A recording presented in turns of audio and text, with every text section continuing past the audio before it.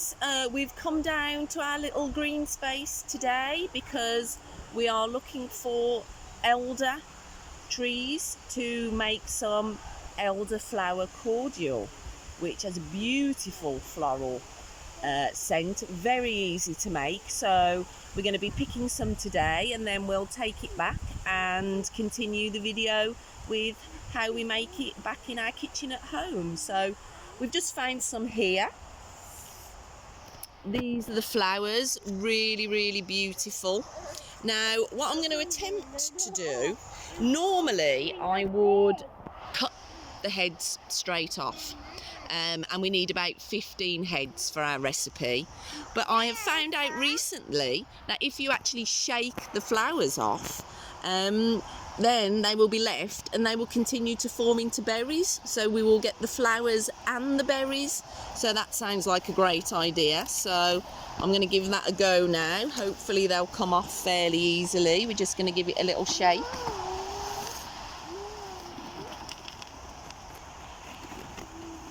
Just going to gently pull those off there. So we're going to carry on collecting and then we'll see you back at the house for making up the cordial.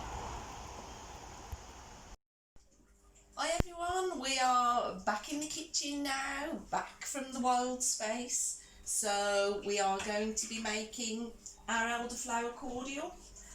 We've got everything that we might need here. It's quite straightforward. 2 lemons. We've got our elderflower here. We pulled, it's about 15 heads.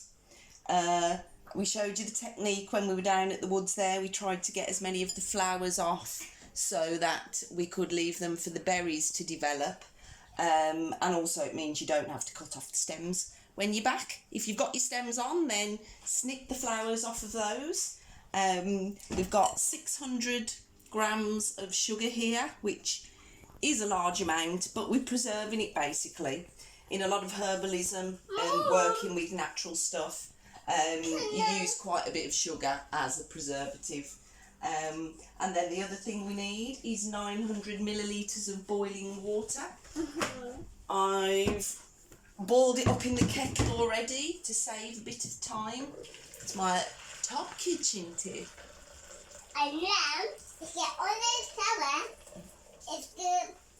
So 900 millilitres. Okay. So onto the stove.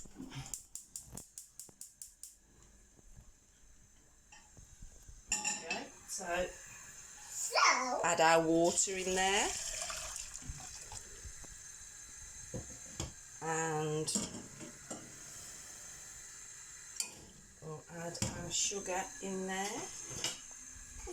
Wooden spoon, give it a little stir. And what we've done here, what we want first of all is just the rind, lemon rind. So we've got unwaxed lemons. We don't want to be putting wax into there. So that goes in. Medium to high heat, because what we're wanting to do now is just get all that sugar dissolved. So keep checking that. I think we've got a little helper that wants to come and have a little mix. Be very careful, it is very hot. Little stir. And also you just mix it and one of that mix. Yes. Good job. Now well, we're waiting for the sugar to dissolve, Logan. So yeah, another little word on your elderflower, or in fact anything that you collect from nature.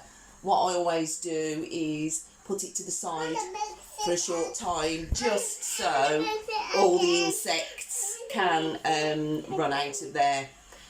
So you've got no little critters left in that you might be chucking into boiling water.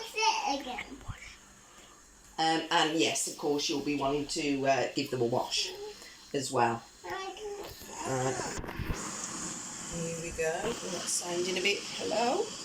Turn you down a tad. Here we go. And yep, I think our sugar's just melting off there.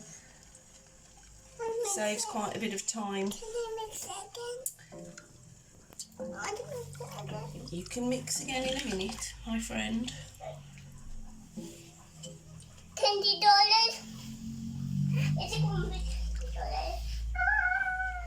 No, it's collected from nature for free. Okay, you stand there. So, that, guys, is pretty much it. What we're going to do now is add the elderflowers. We're going to turn the heat off, and then we're just going to slice these lemons up now.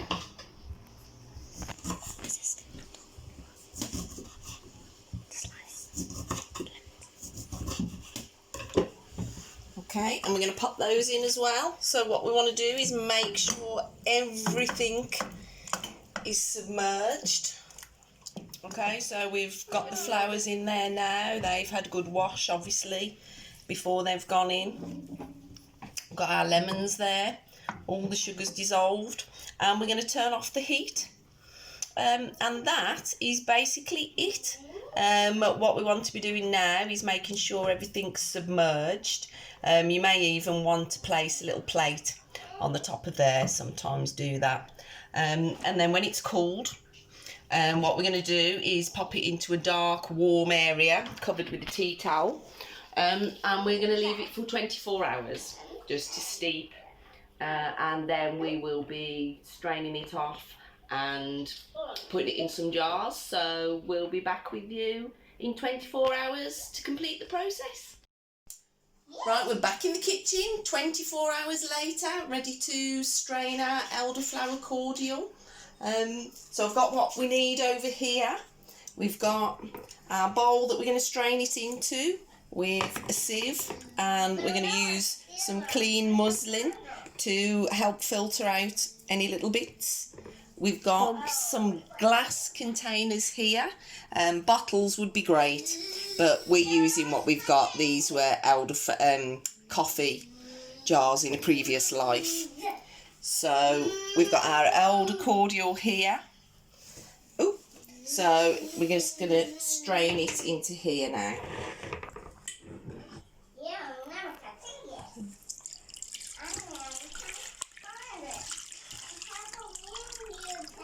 There we go. So, looks like we've got a couple of little strays in there. I have to fish them out. Look at that beautiful colour. That's from the lemons. That is. So, strain that through.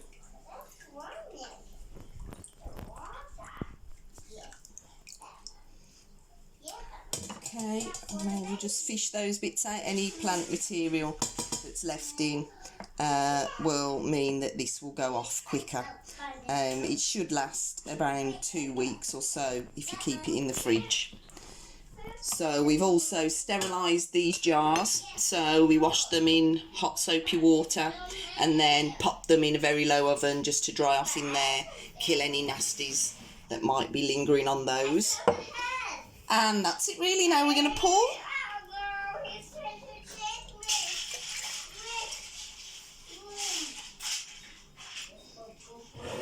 There's one.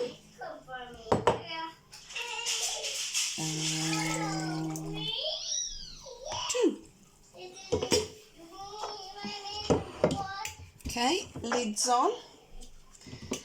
And then all that's left to do, I've got these beautiful labels made for me by my daughter. So we've got the date on there as well, so we know when they were made. So I'm going to pop those on. And there we go. That's your finished elderflower cordial.